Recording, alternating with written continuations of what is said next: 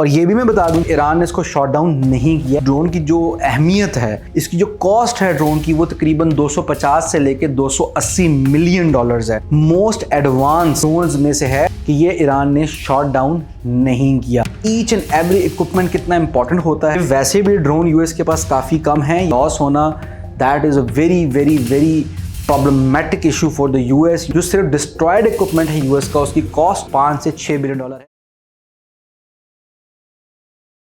Hello अस्सलाम वालेकुम पाकिस्तान, मेरा नाम आनिस खान है और आप मुझे देख रहे हैं आज़ाद डिफेंस के ऊपर। जैसा कि हम आपको पता है कि इस वक्त कवर कर रहे हैं ईरान और अमेरिका की जो जंग है, जिसमें इसराइल भी शामिल है। ऑब्वियसली ट्रायलैटरल सॉर्ट ऑफ अ जंग है, कहने को तो उसमें जीसी भी शामिल है, लेकिन ऑब्वियसली जो मेनली नाम है वो ईरान इसराइल अमेरिका वार, उसको हम डिस्कस कर रहे हैं। आपको पता है कि हमने अमेरिका के तकरीबन जितने भी एसेट्स लॉस हो रहे हैं उनका हम जो है वो एक रिकॉर्ड मेंटेन कर रहे हैं, आपको बता रहे हैं क्या हो रहा है। रिसेंटली सीज़ फायर के दौरान, क्योंकि आपको पता है इस वक्त सीज़ फायर चल रहा है, तो 6 दिन पहले ये खबर आई कि ये जो ट्वीट भी आपके सामने आ रही है, 6 दिन पहले खबर आई कि अमेरिका का जो एक नेवी का MQ-4C टेरिटॉन है, जो basically surveillance, mainly surveillance, intelligence gathering, reconnaissance, इन चीज़ों के लिए यूज़ होता है, वो क्रैश हुआ। ये खबर 6 दिन पहले की अगर आप देखें तो मैंने यहाँ पे स्पेसिफिकली मैंने मेंशन भी किया हुआ है कि 6 दिन पहले की खबर, ये 6 दिन पहले की ट्वीट है। अच्छा, बेसिकली ये खबर आज डिस्कस करने का मतलब, ये मकसद ये है कि उस वक़्त ये जो था ये स्क्वैक कर रहा था 7700। बेसिकली एक एमरजेंसी कोड होता है जो कि फ्लाइट रडार के ऊपर ये स्क्वैक कर रहा था, यानी कि ये बता रहा था कि मुझे इमरजेंसी है, मुझे कोई प्रॉब्लम है।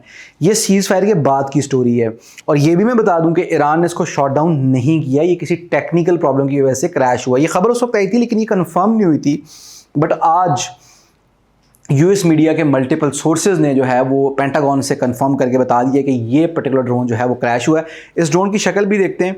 बहुत से लोग समझेंगे कि ये ड्रोन अटैक करने के लिए भी इस्तेमाल होता है, लेकिन ऐसा नहीं है। ये ड्रोन बेसिकली हेल कैटेगरी का ड्रोन है और ये सिर्फ सर्वेलेंस और इंटेलिजेंस गैदरिंग और रिकनेंसिस के लिए यूज़ होता है। लेकिन इस ड्रोन की जो अहमियत है वो यूएस नेवी में बहुत ज़्यादा है। इसकी जो कॉस्ट है ड्रोन की वो तकरीबन 250 से लेके 280 मिलियन डॉलर्स है।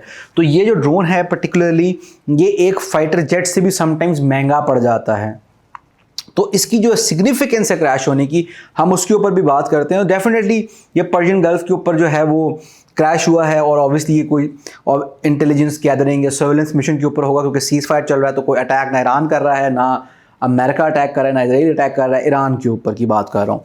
तो थोड़ा सा हम इसकी शक्ल देख लेते हैं, क्योंकि बहुत से लोग कहेंगे हमें शक्ल तो दिखा दें, मेरी शक्ल दिखता किस तरीके से। तो तकरीबन कुछ इस तरह की शक्ल है इसकी। ये भी यूएस नेवी की सर्विस में ही है और ये समझ आता है कि मोस्ट एडवांस यूएस ड्रोन्स में से है। और इनफैक्ट ये इस वक्त यूएस के पास जितने भी ड्रोन हैं उनमें ये मोस्ट एडवांस ड्रोन है।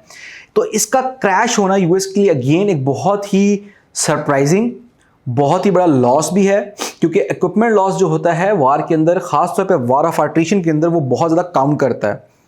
ये बात बताना बहुत ज़रूरी है कि यूएस इस वक्त तक मल्टीपल MQ-9 रीपर भी जो है कुछ शॉट डाउन हुए हैं, कुछ क्रैश हुए हैं। जो उनकी तादाद है वो तकरीबन 2-3 कम 2 दर्जन के मुताबिक के बराबर बताई जा रही है। तकरीबन 20 से ऊपर तो MQ-9 जो है यूएस वो उसके क्रैश भी हो चुके हैं, कुछ शॉट डाउन हुए, इसमें कुछ क्रैश हुए हैं।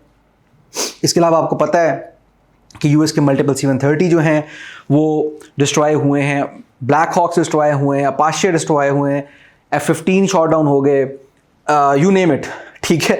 तो जो वो सारी कड़ी है उसके अंदर ये जो MQ-4 है इसका इजाफा हुआ है।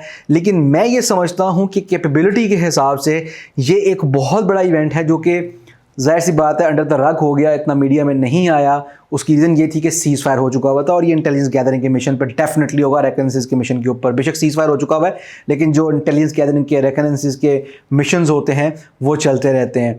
इसका जो ये नीचे आप देख रहे हैं, ये ऑब्वियसली फ्लाइट रडार का इसका पैटर्न है, जो कि इसने फ्लाइट रडार के ऊपर बनाया। जब ये 7700 फ्रीक्वेंसी, या आप कह लें बेसिकली एक एमरजेंसी कोड होता है, वो स्क्वैक कर रहा था, यानी कि वो ये कोड बार बार दे रहा था कि इसके साथ कोई प्रॉब्लम है, ये क्रैश हो सकता है।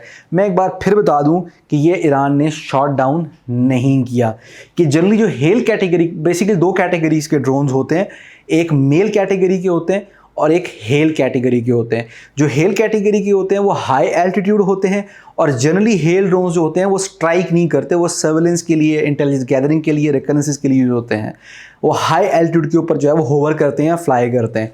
जो मेल कैटेगरी के ड्रोन्स होते हैं उनका मतलब बेसिकली मीडियम एल्टीट्यूड होता है, obviously medium altitude long endurance, और हेल जो है वो हाई एल्टीट्यूड लॉन्ग एंड्योरेंस को शो करता है। जनरली मेल कैटेगरी के ड्रोन्स होते हैं वो स्ट्राइक करते हैं, करने को तो हेल भी कर सकते हैं, लेकिन हेल का जो फंक्शन है वो है ये कि एनिमी फायर से बहुत ऊपर आ जाए, 45-50 फुट के ऊपर आ जाए और वहाँ से सर्वेलेंस और इंटेलिजेंस गैदरिंग की जाए। तो इसीलिए हेल कैटेगरी के ड्रोन्स जो होते हैं वो जनरली जो है वो आप कह लें कि स्ट्राइक नहीं करते। स्ट्राइकिंग ड्रोन्स जो होते हैं वो मेल कैटेगरी के ड्रोन्स होते हैं। अगर आप स्क्रीनशॉट को गौर से देखें तो यहाँ पे आप उसका एल्टीट्यूड भी नज़र आएगा जो कि तकरीबन 52,300 फीट है, यानी कि 50,000 फीट से ऊपर ये फ्लाई कर रहा था जब ये एमरजेंसी कोड 7700 स्क्वैक कर रहा था। तो ये सारी वीडियो बनाने का मकसद था वो ये था कि जो एक मज़ीद एसेट लॉस हुआ है यूएस का उसके ऊपर आपको बताया जा सके और आपको ये बताया जाए कि वार ऑफ अट्रिशन के अंदर ईच एंड एवरी इक्विपमेंट कितना इंपॉर्टेंट होता है। ये वैसे भी ड्रोन यूएस के पास काफ़ी कम हैं, ये बड़े वैल्यूएबल ड्रोन्स हैं, इनका लॉस होना that is a very very very problematic issue for the US का इक्विपमेंट ऑलरेडी बहुत डिस्ट्रॉय हो चुका है। वही एक अंदाजे के हिसाब से जो सिर्फ डिस्ट्रॉयड इक्विपमेंट है यूएस का, उसकी कॉस्ट जो इस वक्त आ रही है वो $5 से $6 बिलियन है, और ये वो है जो इस वक्त तक यूएस कन्फेस कर चुका हुआ है, यानी कि यूएस कह रहा है कि ये हुआ है। एस्टिमेट से कहते हैं, और जो मेरा इस फील्ड के अंदर एक्सपर्टीज़ है उसके हिसाब से ये है कि ये कॉस्ट जो है वो डबल भी हो सकती है और जो इक्विपमेंट लॉस है वो इससे कहीं ज़्यादा हो सकता है।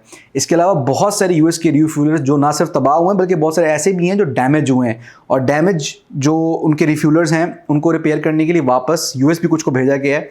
तो आने वाले दिनों में उनके बारे में भी हम आपको बताएंगे। कहने की बात ये जो कॉस्ट ऑफ वार है यूएस के लिए वो आए दिन बढ़ती जा रही है। बेशक इस वक्त सीज फायर हुआ है, लेकिन ऑब्वियसली दोनों साइडों की जो फ़ौजें हैं, चाहे वो ईरान की फ़ौज हो चाहे वो यूएस की फ़ौज हो, वो अपनी तैयारी जो है उनकी वो कंप्लीट है, क्योंकि ऑब्वियसली किसी को भी ऑर्डर आ सकता है कि आप स्ट्राइक करें, जो कि अभी ऑब्वियसली नहीं आएगा। हम ये एक्सपेक्ट कर रहे हैं कि जो ये सीज फायर है ना सिर्फ वो एक्सटेंड हो जाएगा बल्कि जो दुनिया है वो अमन की तरफ जाएगी, लेकिन अगेन जो फ़ौजें होती हैं वो तैयारी अपनी पूरी रखती हैं।